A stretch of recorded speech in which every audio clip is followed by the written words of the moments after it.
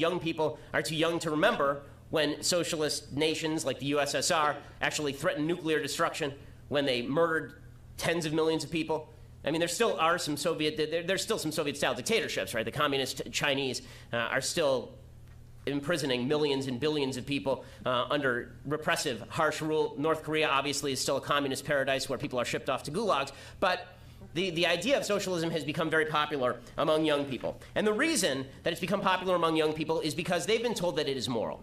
Not that it works, not that it's great, but that it's moral. It's fair. And we all like things that are fair. If we're in a room and somebody has more money and somebody has less money, wouldn't it be more fair if we just pooled the money and then we split it up evenly among the participants? You know, just like the cookies in kindergarten. Except, of course, that's not the way the world works, and that's not actually moral. Because in a free country, wealth and the capacity to gain it is largely contingent on the decisions that you make. It doesn't just fall upon you. Most wealth in the United States is not inherited. Most wealth in the United States is created over the course of lifetimes by people who engage in economic activity and commerce. Capitalism is good because capitalism is freedom. Socialism is bad because socialism is tyranny. Not it's an aspect of tyranny. Socialism itself is tyranny. The statement of socialism is that your labor is owed to the society. The notion of socialism is that you do not own your own freedom. You do not own your own time. You do not own your own labor. You do not own your own work. You do not own the products of your own work. The basic notion of capitalism is you own all of those things, and now you have to engage in free exchange with someone else who does not owe you anything. If you want to thrive, if you want to succeed, you are going to have to make something somebody else wants. People think capitalism is selfishness. No, socialism is selfishness. The notion that I have to somehow supply you the money so you can sit in your basement and paint with watercolors. Socialism, the idea that I'm supposed to fulfill all your dreams by paying you for something I don't want and have no need for. But capitalism is precisely the opposite. We all do stuff in our daily jobs that we don't like. Why? Because there's a group for it who want to consume it. Now, as far as socialism is concerned, that term has been so evacuated of content over the last century that it's hard even to use. I mean, the Soviet Union, for example, was called a socialist society. And it was called that by the two major propaganda operations in the world, the U.S., the Western one, and the Soviet one. They both called it socialism for opposite reasons. The West called it socialism in order to defame socialism by associating it with this miserable tyranny.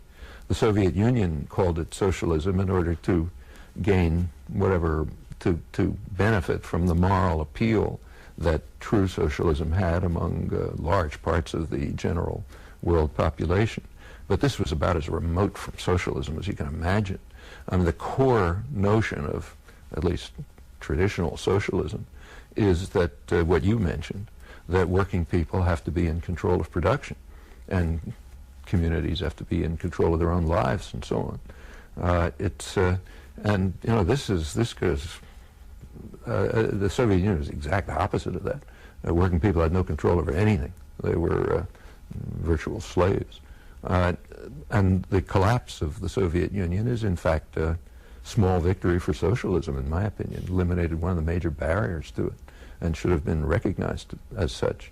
But the term has been, as I said, become so meaningless that it's hard even to use. If we use it in the traditional sense, which you brought up, that goes straight back in American history.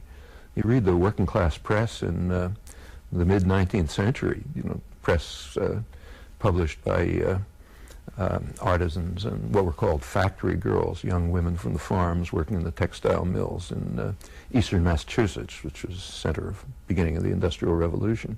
Their press was calling for, they said their theme was that those who work in the mills ought to own them.